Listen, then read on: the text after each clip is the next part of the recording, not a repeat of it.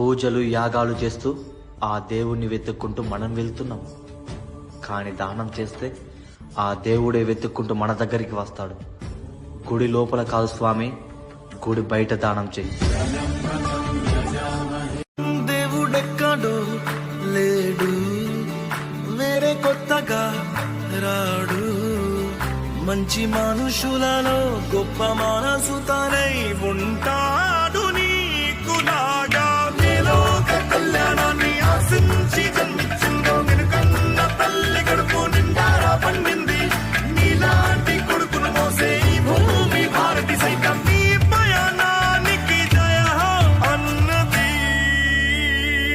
పూజలు యాగాలు చేస్తూ ఆ దేవుణ్ణి వెతుక్కుంటూ మనం వెళ్తున్నాం.